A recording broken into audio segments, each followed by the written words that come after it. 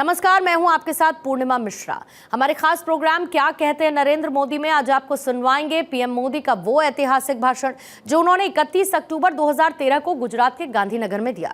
मोदी जी ने अपने भाषण में कहा कि दुर्भाग्य से हमारे मन में अभी भी गुलामी का इतना बोझ है कि आजादी के इतने सालों के बाद भी हम गुलामी की छाया से निकल नहीं पा रहे और हमें गुलामी की छाया से निकलने के लिए ऐसे काम करने होंगे जिसके कारण हम गर्व के साथ, आत्मसम्मान के साथ दुनिया के सामने खड़े हो सके। नर्मदा जिला छोटा जिला है। इसके विकास के लिए, इस डैम की सुरक्षा के लिए आने वाले दिनों में ये काम और सरलता से हो, इसके लिए शासन की तरफ से प्रशासनिक व्यवस्थाओं में अनेक विविध निर्णय होते रहे हैं, लेकिन इन सबको एक मूल्यांकन करने के बाद सरकार को लगा कि अच्छा होगा इस काम को गति देने के लिए यहां एक छोटे से तालुका का निर्माण हो, और इसलिए गरुड़ेश्वर अलग तालुका बनाने का सरकार ने निर्णय किया है। और अब जब गरुड़ेश्वर एक तालुका बन जाता है तो जिस काम के लिए एक छोटी सी अथॉरिटी बनाने का विचार हुआ था उसकी अब कोई जरूरत रहती नहीं है, और इसलिए इस तहसील के तहत आने वाले दिनों में हम काम करने के लिए आगे बढ़ने वाले हैं। मित्रों, इस काम के लिए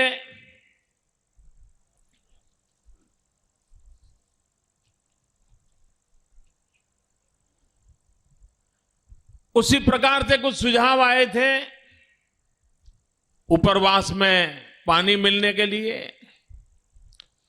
मैं मानता हूं कि मेरे आदिवासी भाइयों का इस पर पूरा अधिकार है, वो पानी उनको मिलेगा। इसी प्रकार से करजन योजना की गोरा डिस्ट्रीब्यूशन चैनल में से वहां के किसानों को पानी मिले, ये लंबे अरसे से मांग रही है। टेक्निकल सॉल्यूशन हमने भी खोजा है, और इसलिए उस क्षेत्र के लोगों को भी पानी मिलेगा। नर्मदा का डाबा कांठा यानी बाईं ओर का जो किनारा है, उन्हें भी नर्मदा का सिंचाई का लाभ मिले, उस दिशा में भी सरकार की तरफ से आने वाले दिनों में उस कार्य को संपन्न किया जाएगा। मित्रों, ये सरदार वल्लभ भाई पटेल का सपना था, जिसके कारण नर्मदा नदी पर ये सरदार सरोवर बांध, और इसी सरदार सरोवर बांध से नर्मदा का जल गुजरात और राजस्थान में पहुंचाने का प्रयास। मित्रों, किसी जमाने में कोई एक अगर पानी की परब भी बना देता था, अगर अपने घर के बाहर आने वाले जाने वाले लोगों के लिए पानी की मटकी भी रख देता था, तो उसके प्रति समाज सालों तक बड़े गर्व के साथ, आदर के साथ उस परिवार को देखता था। हमारे यहां पानी का सर्वाधिक मूल्य है, विशेषकर गुजरात और राजस्थान में, क्योंकि हम पानी के संकट को झेलते आए हैं। हमारे अंदर इतनी उद्यमशीलता होने के बावजूद भी, एंटरप्रेन्योरशिप होने के बावजूद भी, हमारी काफी शक्ति पानी की व्यवस्था में लगी रही। आज भी गुजरात सरकार का सर्वाधिक बजट किसी एक काम के लिए देना पड़ता है, वो पानी के लिए देना पड़ता है। मित्रों, इतना ही नहीं, सरदार सरोवर योजना का शिलान्यास पंडित नेहरू जी ने किया था। तब से अब तक कई सरकारें आई, उन सब सरकारों ने सरदार सरोवर योजना के लिए जितना खर्च किया उससे डबल खर्च इसी 10 वर्ष में इस सरकार ने किया। क्यों? क्योंकि हमें हर किसान के पास, हर इलाके में जो योजना बनी है वो पानी पहुंचाना, उसके लिए हम लगे हुए हैं। लेकिन इस सारे काम का सपना सरदार वल्लभ भाई पटेल ने देखा था। ये उन्हीं के सपने पर काम हो रहा है और उन्हीं के सपनों को साकार करने का प्रयास हो रहा है। भाइयों बहनों, अगर हम पानी की इन व्यवस्थाओं को न कर पाते तो आज हम कहां होते? कौन पूछता हमको? हम कच्छ को जानते हैं, जनसंख्या कम होती जा रही थी, नेगेटिव ग्रोथ था, लोग छोड़ के चले जा रहे थे। जब ये विश्वास हो गया कि पानी पहुंच रहा है और पीने का पानी पहुंचाया, तो आज कच्छ के अंदर फिर से एक बार उठ खड़े होकर के दौड़ने की ताकत आ गई है।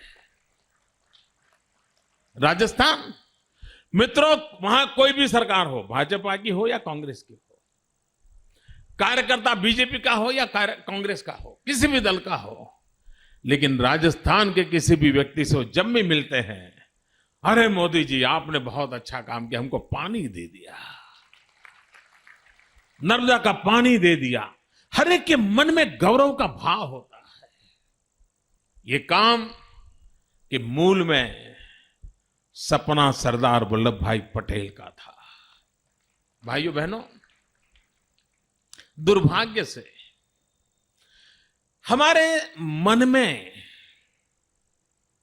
अभी भी गुलामी का इतना बोझ है, आजादी के इतने सालों के बाद भी हम गुलामी की छाया से निकल नहीं पाते हैं।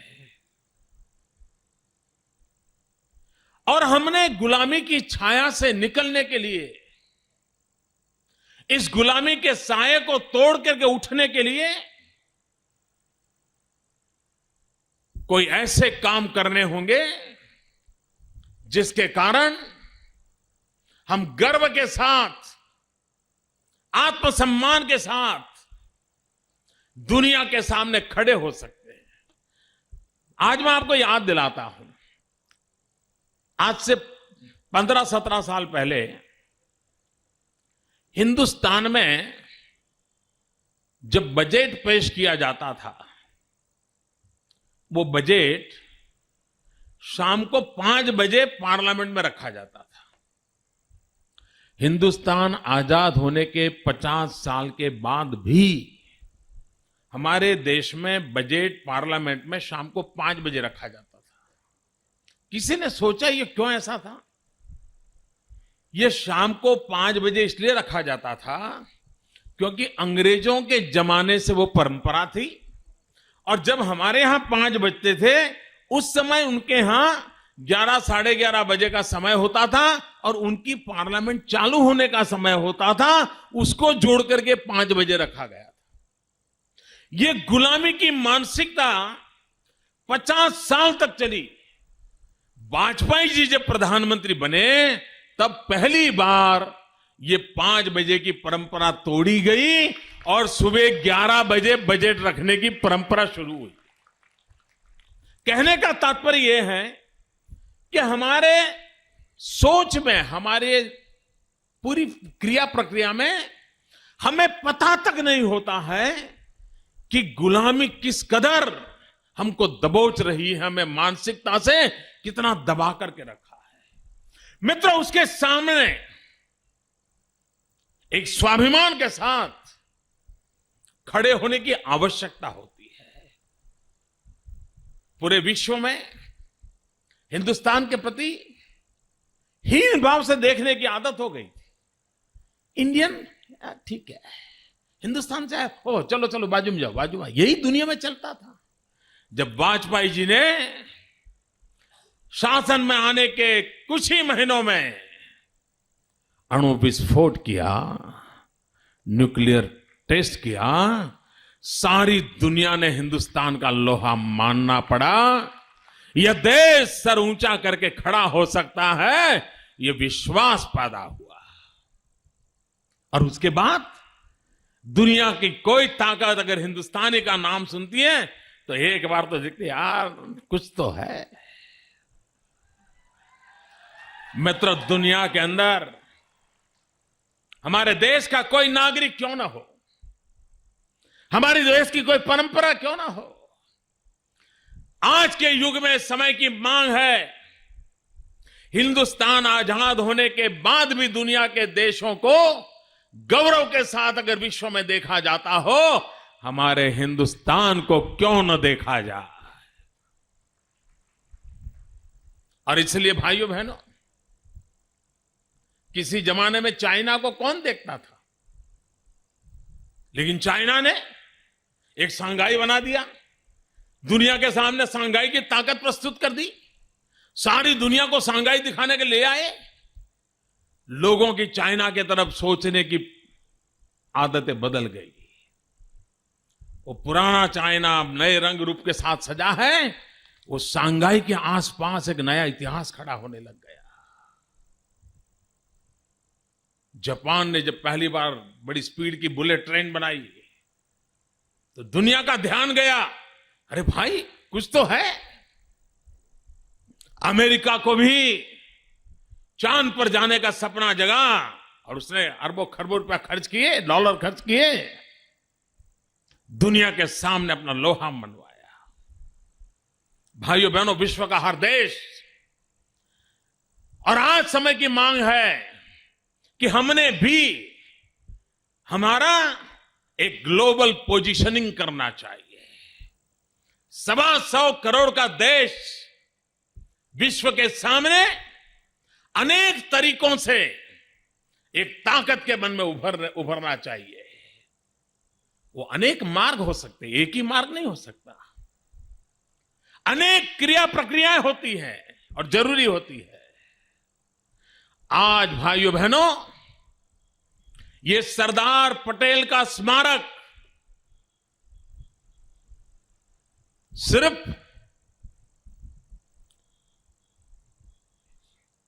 सरदार सरोवर डैम बना, सरदार साहब का सपना पूरा हुआ, वो हमारे गुजरात के थे, इतने सीमित हेतु के लिए नहीं है। मित्रों, सपना बहुत बड़ा है। इस भव्य इमारत, ये भव्य स्मारक, उसकी ऊंचाई के कारण दुनिया को हिंदुस्तान की शख्सियत की ओर देखने के लिए मजबूर करेगी। और यह देश दुनिया को कैसे दिशा दिखा सकता है, इतने बड़े राजे रजवाड़ों को एक करने का भगीरथ काम, अंग्रेजों की कूटनीति का पर्दाफाश, भारत के नेतृत्व का, धरती से जुड़े हुए नेतृत्व का सामर्थ्य हम दुनिया के सामने प्रस्तुत करना चाहते हैं। और मित्रों, ये बात माननी पड़ेगी। अगर इतिहास की धरोहर की ओर देखें तो चाणक्य के बाद इस देश को एक बनाने का प्रयास अगर किसी महापुरुष ने किया तो उस महापुरुष का नाम है सरदार वल्लभ भाई पटेल।